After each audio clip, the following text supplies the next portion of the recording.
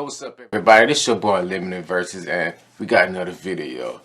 You know, I'm starting to do a bunch of these videos. I think I need to create a new playlist, something like that. I think I'm gonna call it like Music Industry 101, Music Business 101, something like that. I don't know. But anyway, in this video, we're gonna be talking about ISWC code, International Standard Music Work Code. All right. Now, what is that? So the ISWC stands for the International Standard Music Work Code, and it's a the ISWC is an international recognized ID system used by rights holders worldwide to catalog musical works of all genres: hip hop, R&B, pop, K-pop, German pop, country, folklore, vocal, instrumentals, whatever you want to call it. Okay. It's for everything, and it's worldwide. Okay, it's international. Okay, now the ISWC is a unique and fixed identification code. It's typically assigned by a producer or PRO, and is usually assigned to a specific musical work written by the songwriter. Now it is one per track. If you submit, say like you submit 12 albums on a track, then you're gonna get 12 different codes for each track. You only get one code per track, and it can never be used. It can never be reused, even on remixes.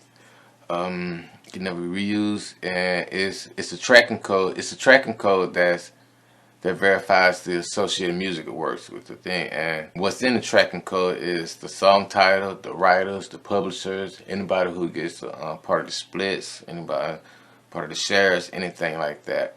That goes into the code. Distributors use the code. Say, by distributors, remember, I mean like ASCAP, BMI, things like that. It's the guys who put your music in the stores. They distribute your music, obviously. Okay. Now, distributor use the ISWCs as a way to track license, and that's how they pay the publishers, songwriters, and things like that. And like I said, if you make 6 tracks, you're gonna get 6-1, and this is permanent. Okay. Each ISWC can be linked with the infinite number of ISRC, and each ISRC represents a recording ID to the ISWC. Now, the ISWC is an alphanumeric code. All the codes begin with the letter T, and then it has a 9-digit code behind it, and then there's also what they call a check digit. This started in 1995 for a song called Dancing Queen by ABBA. I heard of it. Think so. It sounds familiar. At least the name it comes up. I'm pretty sure I've seen it somewhere. All right, that is ISWC. Hit me up in the comments. Let me know what you think. Peace. I can't see that. Peace.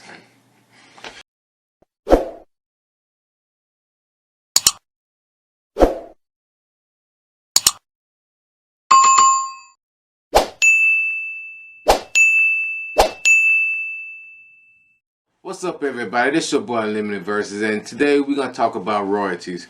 But before I do that, I'm gonna need you to hit like. I'm gonna need you to share, save this video, comment, and watch all the way to the end. Alright. Alright, guys, so I'm just gonna get right to it. Like, we're just gonna go over mechanical royalties as an artist or producer or someone in the music industry. This is something that's going to come up a lot: royalties, mechanical royalties, and different types of royalties.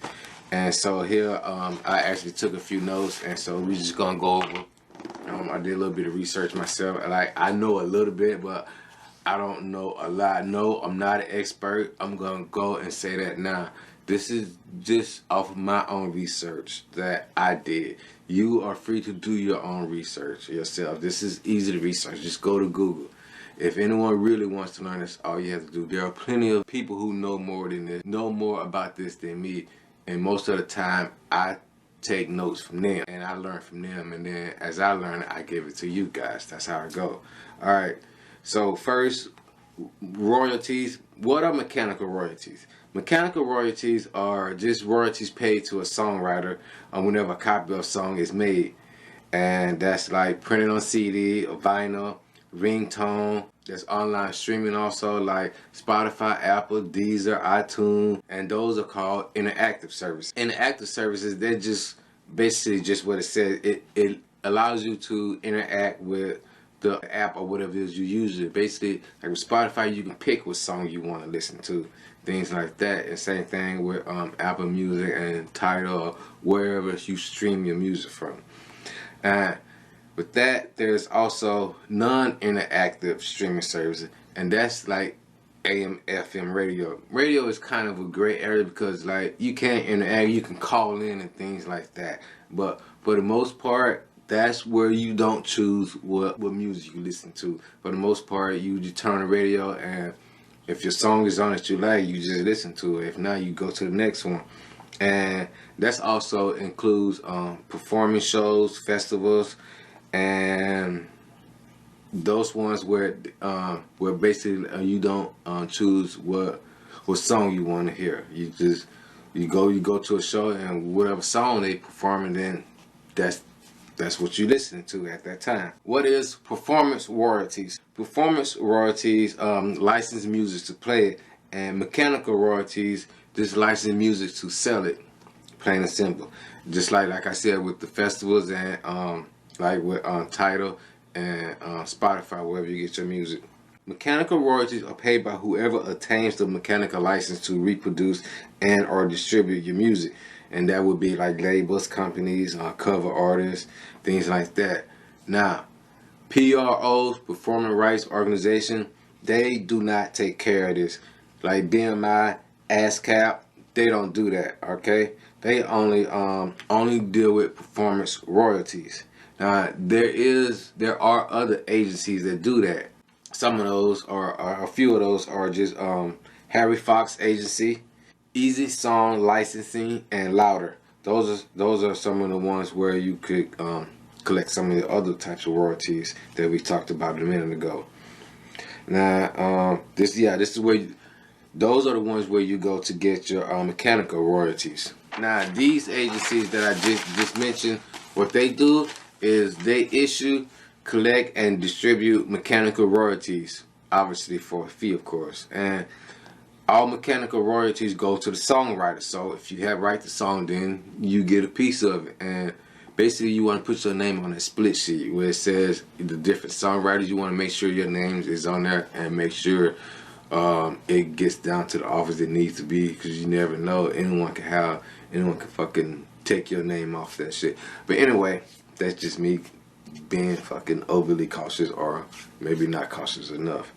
Anyway, now the current mechanical royalty rate for physical recordings and permanent download is 9.1 cent per song, and it's up to 5 minutes, and then after that it's gonna go to 1.75 cent. Now it's 1.75, not $1.75.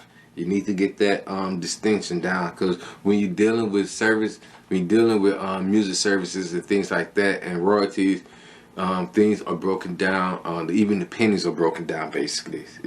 So that's why it is 9.1 cent. It's not a 4 cent. It's not even 4 cent.